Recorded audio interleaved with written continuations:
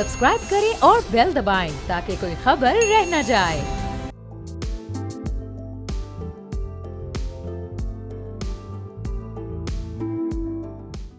मैं और बाब जहांगीर, आप देख रहे हैं प्रोग्राम व्यापार। पाकिस्तान स्टॉक एक्सचेंज में आज भी नए नए रिकॉर्ड्स कायम हुए। इंडेक्स ने पहली बार 87,000 की हद को क्रॉस किया है और अब ये इंडेक्स आने वाले दिनों में कहां तक जाएगा, कब तक 1 लाख के फिगर को ये क्रॉस करेगा और जो अभी 2 रोज़ बाकी हैं इस हफ्ते के, उसमें कारोबारी सरगर्मियाँ किस तरीके से आगे बढ़ेंगी। शहरियार भट्ट साहब हमारे साथ मौजूद हैं, मैनेजर हैं डारसन सिक्योरिटीज़ लिमिटेड के।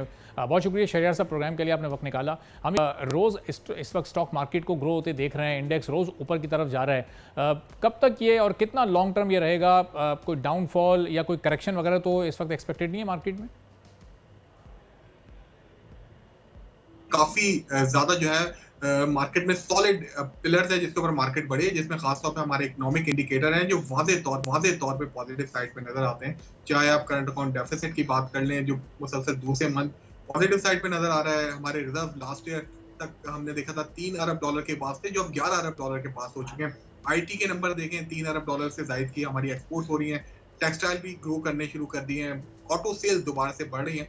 और अभी हमने देखा जो मार्केट में रिसेंट सर्ज है उसकी बड़ी वजह ये कि आने वाले दिनों में इंटरेस्ट रेट नीचे आएगा। जिस तरह से काइबोर और पीआईबी यील्ड्स के नंबर नीचे आए, कभी इम्कान है कि जब इंटरेस्ट रेट नीचे आएगा तो सिक्लिकल स्टॉक से की डिमांड में इजाफा होगा, उनके प्रॉफिट्स में इजाफा होगा। तो अब सरमाएकारों ने सिक्लिकल स्टॉक की जानिब मूव किया, जिनमें खासतौर पे ऑटो फाइनेंसिंग के हवाले से अगर बात कर ली जाए तो ऑटो सेक्टर काफी मुस्बत नजर आ रहा है और काफी बेहतर एक्टिविटीज हुई है। और आज ये ऑटो सेक्टर में कुछ रिजल्ट्स भी आए जिनमें अर्निंग्स हमने देखी काफी ज्यादा ग्रोथ होते हुए देखी। तो शहर साहब हम देख रहे हैं कि सीमेंट काफी अरसे से ये चंद ही मखसूस सेक्टर इस वक्त ग्रो कर रहे हैं, जिसमें ऑयल सेक्टर है, बैंकिंग सेक्टर है, ऑटो सेक्टर है, चंद एक और सेक्टर्स हैं, या फिर वो सेक्टर्स भी जो कि बहुत अरसे से वो डेड सेक्टर्स कहलाते थे, उनमें भी कहीं कोई बेहतरी इस वक्त आ रही है? जी बिल्कुल, वही मैंने आपसे अर्ज किया ना, आने वाले दिनों में जब इंटरेस्ट रेट नीचे आएगा तो उसके बाद से जो सेक्टर मार्केट में अंडर परफॉर्म कर रहे थे उनमें एक्टिविटीज नजर आएंगी। खासतौर पे सीमेंट के स्टॉक काफी अरसे से अंडर परफॉर्म कर रहे हैं, अब वो बेहतरी की तरफ नजर आ रहे हैं। ऑटो सेक्टर में आप देखें तो उनमें रिकवरी देखने में आ रही है, बॉटम आउट कर चुके हैं हमें लग रहा है, और अब उनकी ऑटो के नंबर भी सामने आ रहे हैं। लास्ट मंथ के अगर आपने नंबर देखे हो तो तकरीबन 22% के करीब इंक्रीज देखने में आ रहा है। इसी तरह से 0.2% हमने देखा कि ऑटो फाइनेंसिंग में भी इजाफा हुआ है। जो बैंक के जरिए अब लोग गाड़ियां लेने में दिलचस्पी रख रहे हैं अपना, और जिस तरह से इंटरेस्ट रेट नीचे आएगा तो फर्दर चीजें बेहतर होंगी। तो उसके बाद से ऑटो सेक्टर भी बहुत अच्छा परफॉर्म कर रहा है, टेक्सटाइल भी अच्छा परफॉर्म कर रहा है। कुछ सेलिंग हम देख रहे हैं कुछ आईपीपीज के स्टॉक्स में जिनमें पावर सेक्टर के स्टॉक शामिल है, उनमें आई है, जिसकी वजह से मार्केट में कुछ वक्ती तौर पर करेक्शन भी आई थी, लेकिन ओवरऑल सेंटीमेंट पॉजिटिव। ठीक है, बहुत बहुत शुक्रिया शहरियार भट्ट साहब हमारे साथ मौजूद थे। बता स्टॉक एक्सचेंज में ओवरऑल इस वक्त सेंटीमेंट पॉजिटिव है और जो आदाद शुमार हैं वो बेहतरी की तरफ जा रहे हैं, लेकिन कुछ सेक्टर्स ऐसे भी हैं जहां अभी भरपूर फ़वाइद उठाना बाकी हैं और मुल्क में माशी इस्तेहकाम के लिए साहिली पट्टी के बराह रास्त इस्तेमाल का तरीका मुमकिन है और इससे भरपूर तरीके से फ़ायदा भी उठाया जा सकता है। लेकिन समुद्री हदूद को इस्तेमाल करते हुए पाकिस्तान किस तरह दुनिया भर में तजारत के साथ साथ सयाहत के शोबे को भी फ़रोग दे सकता है, कराची की साहिली पट्टी कितनी तवील है और इसके इस्तेमाल से किस तरह से माशी इस्तेहकाम में मदद मिल सकती है, यानी ब्लू इकॉनमी पाकिस्तान के मुस्तकबिल में क्या किरदार अदा कर सकती है, तमाम मामलात पर व्यापार की टीम ने एक तज्जियाती रिपोर्ट मुरतब की है। पहले वो रिपोर्ट आपको दिखाते हैं, फिर वापस आएंगे, अपने मेहमान का आपसे तारुफ करवाएंगे और इसी सिलसिले में गुफ्तगू को आगे बढ़ाएंगे। पहले रिपोर्ट देखिएगा। पाकिस्तान के पास तकरीबन 1000 किलोमीटर तवील साहिली पट्टी है, जिसमें सैकड़ों किलोमीटर बेहतरीन रेतीले साहिल हैं। पाकिस्तान का इकोनॉमिक जोन 2,40,000 मुरब्बा किलोमीटर है। दुनिया के सबसे बड़े जहाज तोड़ने और रिसाइकलिंग की मंजिल में से एक पाकिस्तान के पास मौजूद है, जबकि पाकिस्तानी समंदर के जरिए तेल और तिजारती रास्तों से कुर्बत भी मिलती है। इकोनॉमिक स्पेशल जोन होने के बावजूद पाकिस्तान नेशनल शिपिंग कॉर्पोरेशन कभी सुरखरू नहीं हुआ और उसे पिछले साल 29 बिलियन रुपए का मुनाफा हुआ था। पाकिस्तान 1970 की दहाई में बहरी जहाजों के जरिए बड़े सप्लायर के तौर पर नीचे चला गया है और सालाना तरसीलाते ज़र अब तकरीबन 100 मिलियन अमरीकी डॉलर है। पाकिस्तान के पास अदायगी के तवाजुन का शदीद मसला है। इसके बावजूद मुल्क गैर मुल्की जहाजों को सालाना 5 से 6 बिलियन डॉलर अदा करता है, जबकि पाकिस्तान अपने कार्गो सिस्टम के तहत खुर्दनी तेल, ऑयल और LPG के जरिए 3 से 4 बिलियन अमरीकी डॉलर सालाना बचा सकता है। ग्वादर को ट्रांसशिपमेंट पोर्ट बनाकर 540 मिलियन अमेरिकी डॉलर का फायदा उठाया जा सकता है। कराची शिपयार्ड 1950 की दहाई के अवाइल में तैयार किया गया था और ये सनती पैमाने के एक अहम इंफ्रास्ट्रक्चर में से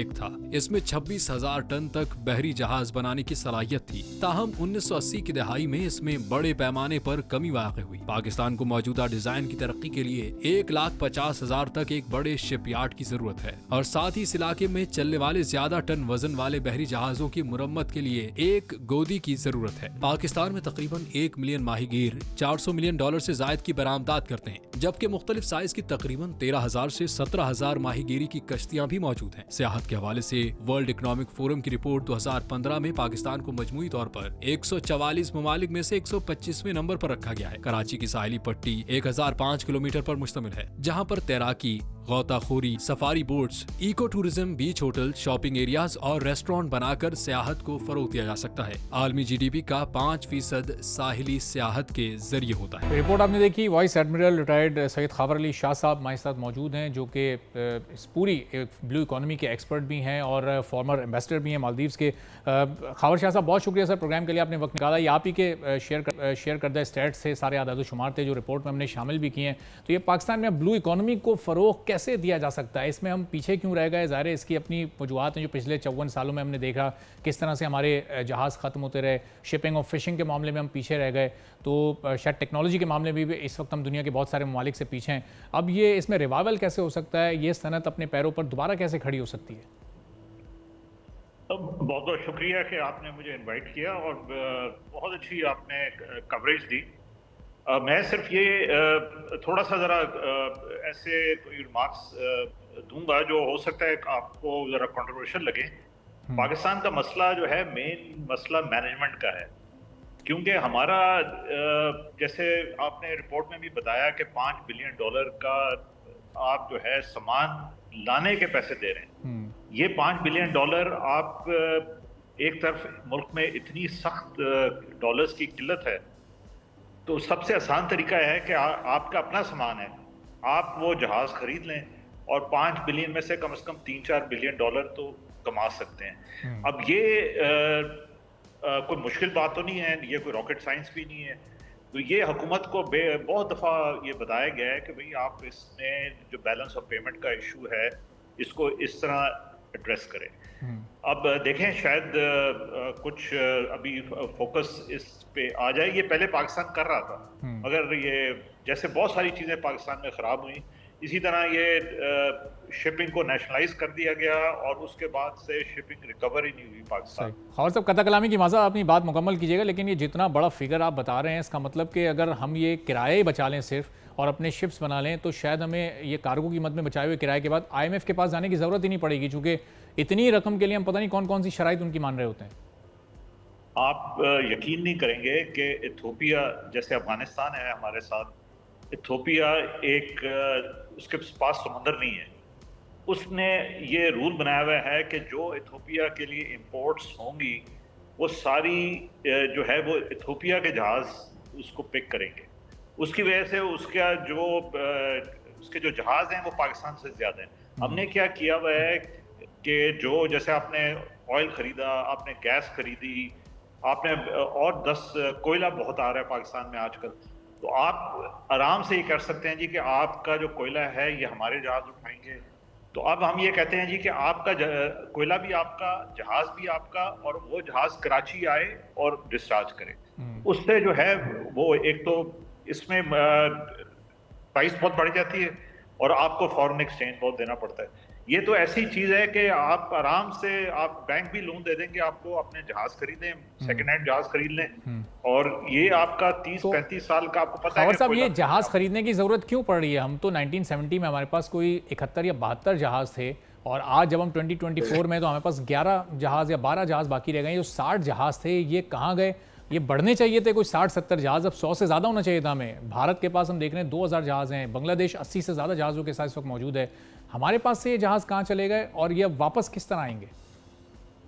ये जहाज़, आप ये पॉलिसीज ऐसी बनाए ना कि आपने, क्योंकि आप जब कहते हैं, जिस मुल्क से कहते हैं हम आपसे चीज़ें खरीदेंगे, आप कहते हैं आप ही के जहाज़ डिलीवर करेंगे, और ये जो जहाज़ थे ये वक्त के साथ साथ समुद्र पे चलने के लिए बहुत टेक्नोलॉजी आ गई है, जहाज़ों की पोल्यूशन का वो है कि नए जहाज़ चाहिए आपको जो 20 साल से पुराने ना हो, तो इस वजह से वो पुराने जहाज़ आप चला नहीं सकते।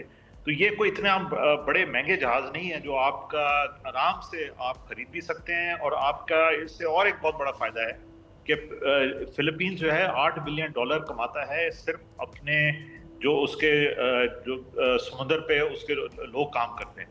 हम उसमें सिर्फ $100 मिलियन कमा रहे हैं। और इथोपिया, मैंने पहले आपको एग्जांपल दिया है, इथोपिया जो एक लैंडलॉक्ड कंट्री है उसके पास हमसे ज्यादा अब ये सीमेन हो गए हैं। तो आप सोचें कि हम ये बहुत, पाकिस्तान जो है ना दूध तरक्की कर रहा है, स्टॉक मार्केट का आप अभी बता रहे थे, तो ये पाकिस्तान एक बहुत बड़ा मुल्क है, इसको हर वक्त हर सेक्टर को ग्रो करेगा तो पाकिस्तान आगे जाएगा। 3-4 चीजों को पकड़ के, एग्रीकल्चर को या किसी और चीज को आप पकड़ लें और मेन चीजों को, सारी चीजों को नेग्लेक्ट करें, ये बहुत बड़ा एक नुकसान है जो पाकिस्तान को तो खत्म करना खान साहब, चाहिए। अभी जिस तरह आपने पॉलिसी का जिक्र किया कि पॉलिसीज ऐसी बनाई जाए, अगर गवर्नमेंट नहीं पॉलिसी बनाने में इंटेंशन शो कर रही, तो क्या प्राइवेट सेक्टर इसको किसी हद तक, इस नुकसान को, इस खसारे को पूरा कर सकता है? क्या वो आए और इन्वेस्ट करें तो ये जो जहाज़ों की इस वक्त कमी है ये मुमकिन हो सकती है? कहाँ से स्टार्ट करना पड़ेगा प्राइवेट सेक्टर को? प्राइवेट सेक्टर का जो मसला बन गया है वो हुआ ये है कि दुनिया बहुत आगे निकल गई है। अब एक मुल्क है पनामा, जिसके जो एक बहुत छोटा सा मुल्क है, बट दुनिया में सबसे ज्यादा जहाज पनामा के फ्लैग के अंडर जो है वो समुद्र पे होते हैं। उसका वजह यह है कि जब आप पनामा में जहाज खरीदते हैं तो 10 दिन में आप खरीद सकते हैं। जब आप जहाज खरीदते हैं तो कोई पूछता नहीं है आपसे कि आपकी इनकम क्या है, कहाँ से ये पैसे आए। फिर उसके बाद ये होता है कि आप उस पैसे को वापस जिधर ले जाना चाहते हैं ले जाएं। पाकिस्तान में जिस तरह के कवानीन बन गए हैं, इतनी तेजी से हुकूमत नहीं कर सकती। इन्होंने एक पेपरा भी बना दिया है। अब हर चीज आपने जहाज भी खरीदना है जो आपको 10-15 दिन में मिल जाता है, मगर आप जब पेपरा में डालते हैं वो 6-6, 8-8 महीने कुछ नहीं कर सकते आप।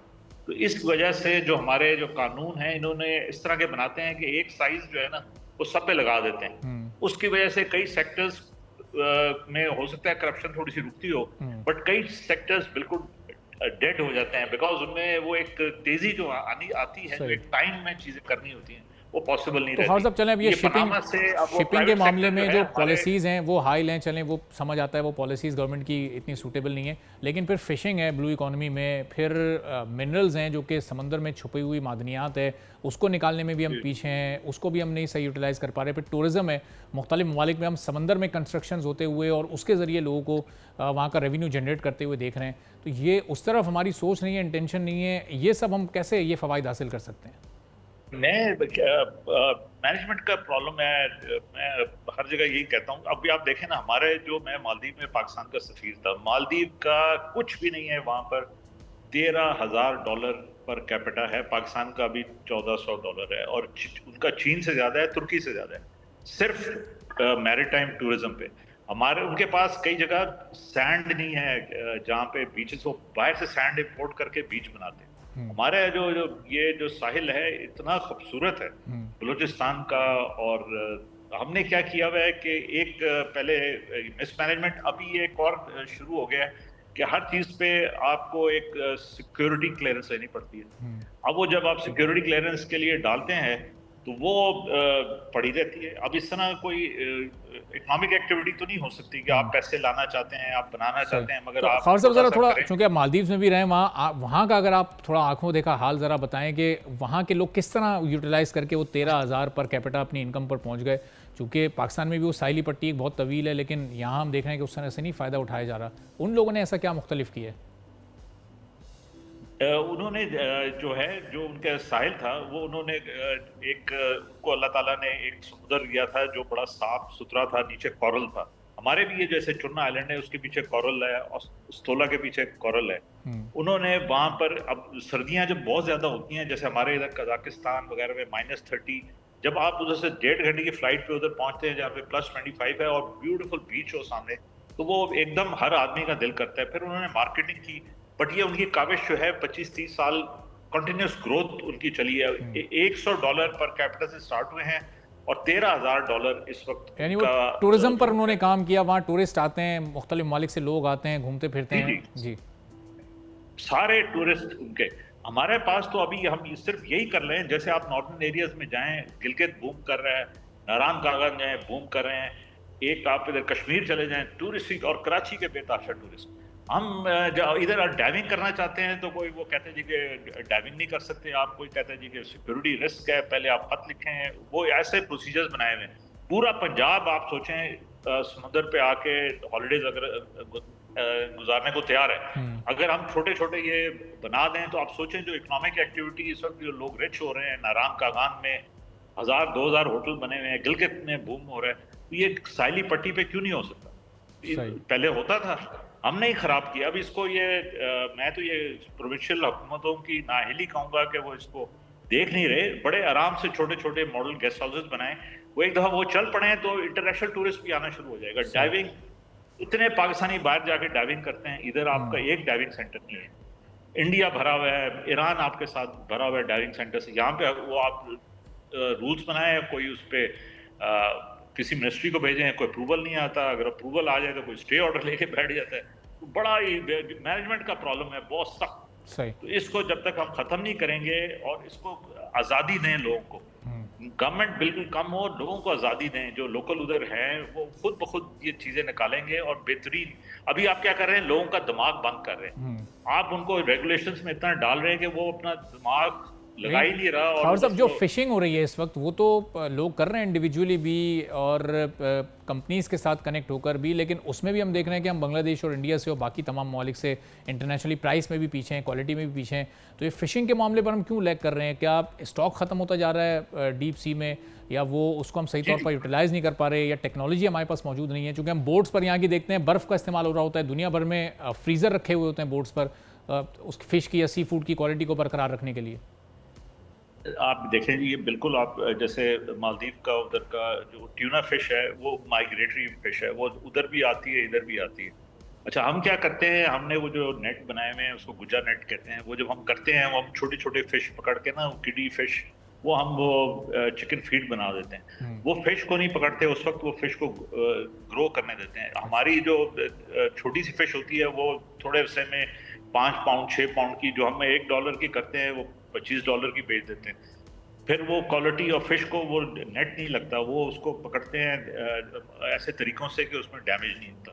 तो ये इसकी वजह से उनकी। अच्छा, फिर जब हम ये फिश पकड़ते हैं, अब यूरोपियन यूनियन जिधर एक्सपोर्ट होती है या मुख्तलिफ ममालिक में उनकी होती है कि आपका एक टेम्परेचर पे रखें उसको।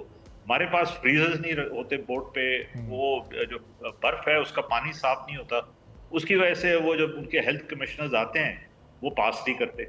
वो फिर आपकी फिश जो है वो अनफॉर्चुनेटली ऐसे मुल्कों में जाती है जहाँ पे प्राइस ज्यादा ना हो और आपकी वो जो या चिकन फीड में बन जाती है। तो खौर साहब, ये क्या अवेयरनेस की ये कमी है कि अगर जो तरक्की याफ्ता ममालिक हैं वहाँ के फिशरमैन में अवेयरनेस ज़्यादा है, या ये एजुकेशन का इशू है, इसमें एजुकेट करना पड़ेगा फिशरमैन को?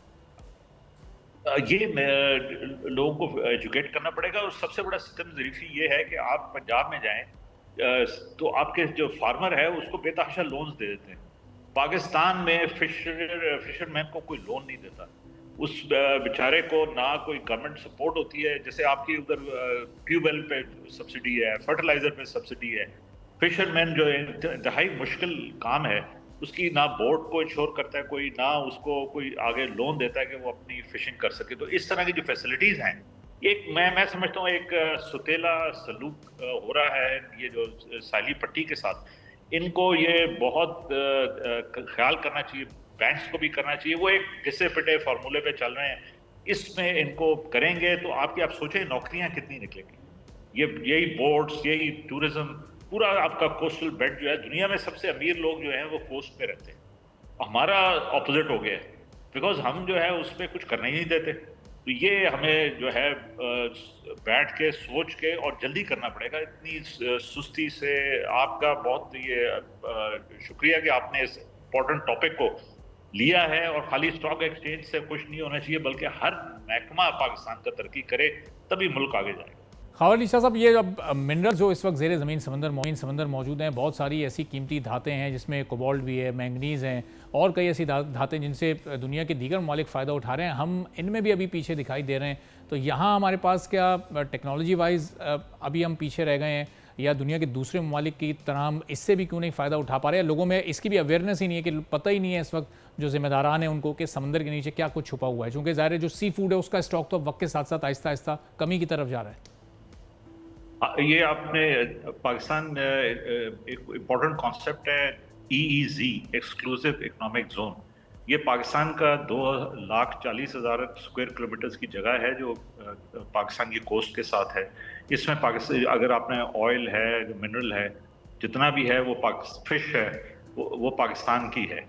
और इसमें क्योंकि आप थोड़ा सा आपको इन्वेस्टमेंट करनी पड़ती है, आप ये जैसे ब्लॉक्स बनाते हैं ज़मीन पे, इधर ही ब्लॉक्स बना के एक्सप्लोरेशन के शिप्स आते हैं, वो उसमें ड्रिलिंग करते हैं और इस तरह की सर्वे करते हैं। इधर रिपोर्टेडली तो काफ़ी मादनियात हैं, ये होना चाहिए। फिर आपका जो वेव मोशन है, अब आपने जो वेव मोशन से अब बहुत ज़्यादा जैसे सोलर से हो रही है, इसी तरह वेव मोशन से भी अब काफ़ी चाइनीज़ शहरों में बिजली बना रहे हैं।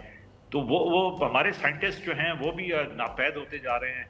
आपके पास इतना 4-5 महीने इतनी ज़बरदस्त वेव्स होती हैं जो आपके डैम से ज़्यादा बिजली प्रोड्यूस कर सकती हैं, अगर हम ये किसी तरह हार्नेस करें। अब ये आ गई है, ये कटिंग एज नई टेक्नोलॉजी है, बट 5-6 साल में इसमें बाकी ममालिक रिसर्च कर रहे हैं, तो हमें भी करनी चाहिए। तो ये आपकी एक तरह से फ्री जनरेशन हो जाएगी। और खौर साहब, जिस तरह हम इस वक्त एनर्जी क्राइसिस से गुजर रहे हैं, या जो हर गुजरते दिन हम बिजली को महंगा होता और लोगों पर बोझ बढ़ता हुआ देख रहे हैं, तो ये प्लानिंग तो हमें शायद चंद सालों पहले करनी चाहिए थी। अब तो हम इससे फ़ायदा उठाने वालों में शायद पहली सफ़ में होने चाहिए थे। जी, हमने अपना देखे ना, हमने इतनी अच्छी मैन पावर है पाकिस्तान की, ज़हीन लोग हैं। आपने एक सुपार को बनाया, सुपार को इतना चांद पे रॉकेट्स स्पेस में भेज रहा था एक ज़माने में, वो एकदम उसको पता नहीं फंडिंग कम कर दी।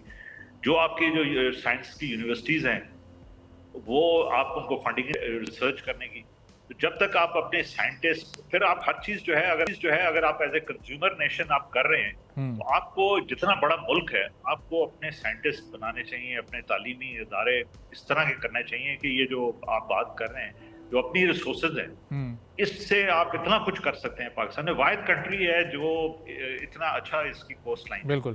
तो इसको, और खौर साहब, ये जो ऑयल के लिए या मिनरल्स के लिए जो ड्रिलिंग की आप बात कर रहे हैं, कि ये बहुत ज़्यादा कॉस्टली है, और इसके लिए क्या हमें फिर फॉरेन इन्वेस्टमेंट की ज़रूरत पड़ेगी? अभी हमने देखा कि मर्स्क ने एक बड़ा एग्रीमेंट किया है मैरीटाइम मिनिस्ट्री के साथ, वो $2 अरब वो शिपिंग में और ब्रेकिंग यार्ड के मरम्मत में वो इस्तेमाल होगा। तो इस तरह की क्या फिर कुछ कंपनीज़ को हमें बुलाना पड़ेगा कि वो आएँ और यहाँ इन्वेस्ट करें, ताकि ये ड्रिलिंग का मामला भी आगे बढ़ सके? देखें, सबसे ज़्यादा फ़ायदा तो जैसे हम ये करते ना कि आउटसोर्सिंग कर रहे हैं। आउटसोर्सिंग का मतलब ये होता है कि आप में काबिलियत नहीं है, आप खुद नहीं हैंडल करते, आप दूसरों को फ़ायदा उठाने के लिए देते हैं। वो मुफ्त में तो नहीं करेगा वो आपसे, आपकी अगर जो बर्ड्स हैं वो उससे पैसे बेतहाशा लेके अगर जा रहा है, तो वो अगर आप खुद करें तो वो आप बेहतर है। तो मेरा तो ये ख्याल है। और ये जो ऑयल ड्रिलिंग है, इसमें होता ये है क्योंकि एक्सपेंसिव होती है, बड़ी 5-6 दुनिया की कंपनीज हैं, उनको आप अलाउ करते हैं, वो ये ब्लॉक आपका है, ये अगर आप इसमें ड्रिल करेंगे तो इतने पैसे परसेंटेज आप ले जाएंगे अगर ऑयल निकलता है। तो इस तरह सारी दुनिया करती है, क्योंकि वो स्पेशलाइज्ड होता है ये जो फील्ड है। तो बट आउटसोर्सिंग जैसे वो कुछ यूएई को इन्होंने बेची हैं, जो आपकी बर्ड्स हैं, ये लॉन्ग टर्म में नुकसानदेह है पाकिस्तान के लिए। जैसे PIA का सुन रहे हैं कि वो कर रहे हैं, 25 करोड़ का मुल्क है, आप उसकी नेशनल इतने पैसेंजर्स हैं, समझ नहीं आती कि आधे से ज़्यादा एमिरेट्स आपसे अमीर हो रही है, $1 बिलियन आपसे लेके जा रही है, मगर आपके पास सब कुछ है, मगर आप जो है वो अपने इसी तरह के बर्ड्स का खुद मैनेज करें, अपनी जॉब्स क्रिएट करें, अपनी कैपेसिटी बिल्डअप करें। तो ये स्ट्रैटेजी होनी चाहिए नेशनल लेवल पे, भाई खुद करना है। बिल्कुल, वो खुद ब खुद आपके मुल्क में चीज़ें भी ठीक हो जाएंगी, रोजगार भी बढ़ेगा और लोग परेशान नहीं होंगे। अभी हमारा यूथ जो है बहुत परेशान है, क्योंकि जॉब्स का बहुत बड़ा इशू है पाकिस्तान में। ये जो साइली पट्टी है, ये तकरीबन लाखों जॉब्स क्रिएट कर सकता है अगर इसको सही तरह 3-4 साल में इसको प्लानिंग करके करें, तो आपका जीडीपी के ग्रोथ में 2-3% ऐड कर सकते हैं। जी ठीक है, बहुत बहुत शुक्रिया वाइस एडमिरल सैयद खबर अली शाह साहब। गुफ्तगू नाज़रीन आपने सुनी। एक छोटा सा ब्रेक लेते हैं, ब्रेक के बाद वापस आएंगे, एक और अहम मौजू पर बात करेंगे।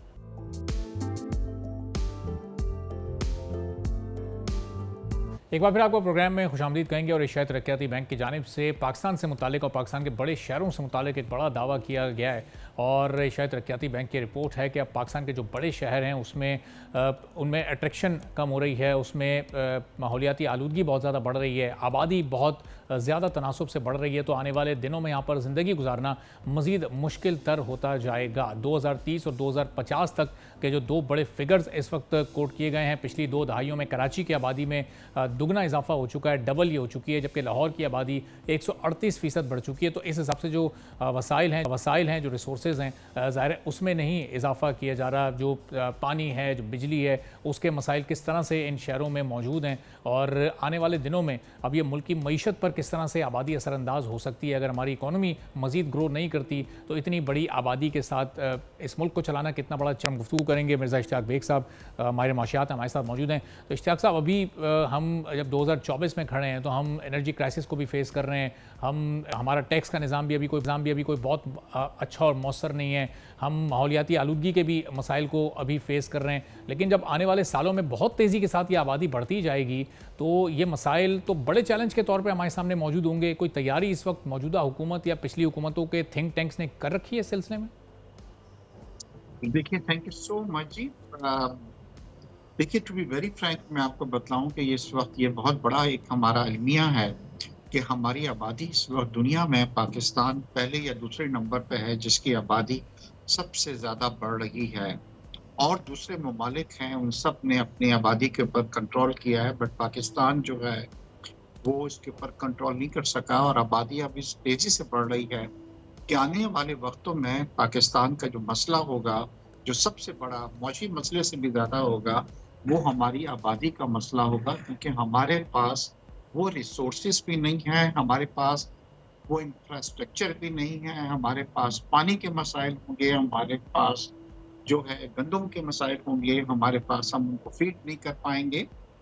मेरा ख्याल है हुकूमत को चाहिए कि इसके ऊपर वो सख्ती से आप देखें कि किस तरीके से। और ये ओल्ड सिस्टम के 2 ही बच्चे अच्छे, अब वो यहाँ पे हम कंपेयर करते हैं तो बांग्लादेश भी आल्सो एक मुस्लिम कंट्री है। और आप यकीन करें कि उन्होंने अपनी आबादी पे इतनी अच्छी तरीके से काबू पाया है कि अब बांग्लादेश की आबादी जो है वो हमसे कम हो गई है। दूसरी तरफ जैसे आपने बतलाया कि ये मसला उन जगहों पे, पाकिस्तान की आबादी इस वक्त 240 मिलियन है और सबसे बड़ा प्रॉब्लम ये हो रहा है कि ये 2-3 जो बड़े शहर हैं यहाँ पे इनफ्लो बहुत ज्यादा हो रहा है।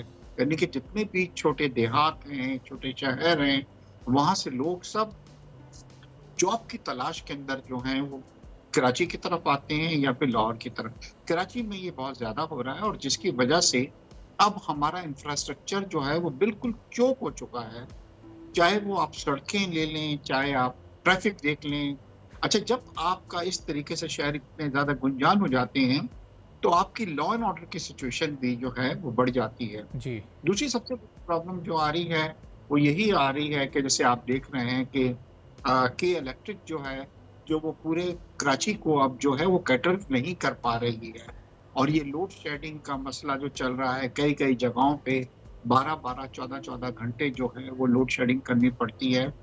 इसी तरह कभी आप शाम में आप आइए शाहरा फैसल के ऊपर, तो जो ऑफिसेस जब खत्म होते हैं और लोग जाते हैं एयरपोर्ट की तरफ या लांडी की तरफ या मलिर की तरफ या गुलशन की तरफ, तो कई घंटे लग जाते हैं और उनको घर पहुंचने में रात हो जाती है। और ये सिस्टम शुरू हो जाता है सुबह जब वो इन इलाकों से आते हैं शहर की तरफ। तो ये तो हुकूमत को ये चाहिए कि जी इसके ऊपर तवज्जो दे सीरियस तरीके से। कई ममालिक ऐसे हैं जहाँ पे नए शहर जो हैं आबाद किए गए हैं, इंसेंटिव्स वहाँ पे दिए गए हैं, फैसिलिटीज प्रोवाइड की गई हैं और लोग फिर क्या कर रहे हैं कि वो उन जगहों पे मूव होते हैं। तो वक्त आ गया है कि इस मसले को बहुत सीरियस तरीके से लिया जाए। बट हमारे साथ ये है कि हम बड़े हैपहैज़र्ड तरीके से चीज़ों को देखते हैं।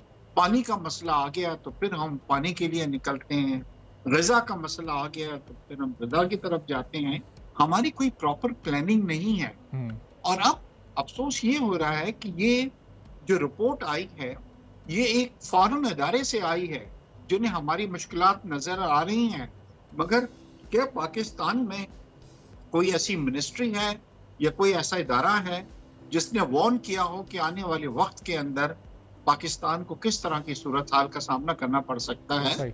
तो इश्तियाक साहब, यहाँ हमारे यहाँ जो प्लानिंग मिनिस्ट्री है, क्या उसका काम नहीं है कि वो इन तमाम चीज़ों को देखे कि आगे किस तरह से प्लान करना है? कहीं किसी शहर में अगर आबादी बढ़ रही है, लेकिन ज़ाहिर है हम तो सिर्फ कोशिश ये कर रहे होते हैं कि किसी तरह IMF को हम कन्विंस कर सकें, उनका प्रोग्राम हम हासिल, उसी में कोई एक्सटेंडेड फैसिलिटी भी हमें मिल जाए और फिर बस वो जितने अरसे का वो प्रोग्राम होता है उस दौरान हम उसको पूरा करते रहते हैं। फिर हम अपने दूसरे इकोनॉमिक इश्यूज़ में फंसे रहते हैं कि किस मुल्क से कैसे कर्जा लेना है, उसको कैसे फिर रोल ओवर करना है। ना हम कर्ज वापस कर पा रहे हैं, ना आगे कोई प्लानिंग कर पा रहे हैं। देखिए, दूसरी तरफ ये है कि हमारी प्लानिंग डिपार्टमेंट की जो प्लानिंग है वो भी सही सिफ्ट में नहीं जा रही है। अब मैं आपको एक मिसाल दूं इस चीज़ की कि उन्होंने जो प्लानिंग की थी कि इलेक्ट्रिसिटी जो है वो कितनी हमको ज़रूरत पड़ेगी, इस बार हमारी इलेक्ट्रिसिटी सरप्लस हो गई है, 30% कम हो गई है। वजह यह है कि लोगों ने, फैक्ट्रियों ने, इंडस्ट्रीज ने महंगी बिजली की वजह से जब वो नहीं वो कंज्यूम कर रहे हैं, तो क्या हुआ कि हमारी 30% इस वक्त इलेक्ट्रिसिटी जो है वो कंज्यूम नहीं हो रही है, बट उसके हमें IPPs को जो है हमको पेमेंट करनी पड़ रही है। तो ये तमाम चीज़ें जो होती हैं, प्लानिंग डिपार्टमेंट जो है वो देखता है और उसके हिसाब से फिर वो मतलब लगाता है कि नए यूनिट्स लगाए जाएं ताकि इलेक्ट्रिसिटी वगैरह जो है वो पैदा हो। तो इस वक्त देखिए हमारा ये हो रहा है कि आपने बिल्कुल सही कहा कि हम IMF के पास जाते हैं, वो अपनी शराइत ज़्यादातर जो उनकी होती है वो रेवेन्यू पे होती है। उनकी शराइत होती है कि जी सब्सिडी आप नहीं देंगे अवाम को। उनकी शराइत होती है कि जी कोई इदारा जो है वो लॉस करने वाला है, उसको आप जो है कोई इंसेंटिव्स नहीं देंगे, उसको आप सपोर्ट नहीं देंगे। हम उन्हीं चीज़ों के गिर्द घूमते रहते हैं और उनको खुश करते रहते हैं, मगर हमारी अपनी कोई प्लानिंग नहीं है। आप कराची को देख लें, आप भी कराची के अंदर रहते हैं कि क्या कोई कराची की सड़कों को देख लीजिए, पानी पूरा डिफेंस में मैं रहता हूँ, मुझे याद नहीं है कब नलके के अंदर हमारे पानी आया हुआ हो और हर घर जो है वहाँ पे वो टैंकर सिस्टम से पानी डलवा रहा है। और मेरे ख्याल से ये कराची का सबसे खूबसूरत अच्छा महंगा एरिया है जहाँ की मैं बात कर रहा हूँ।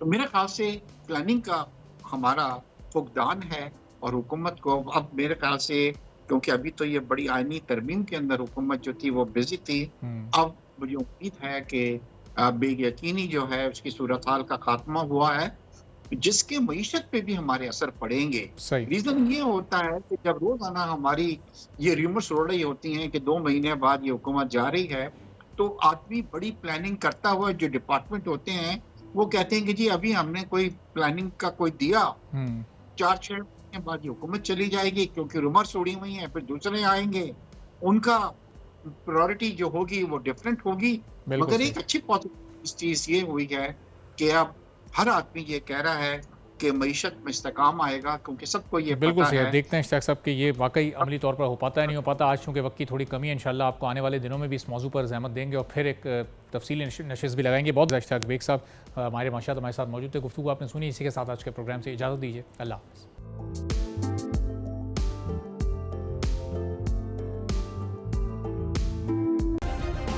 सब्सक्राइब करें और बेल दबाएं ताकि कोई खबर रह न जाए।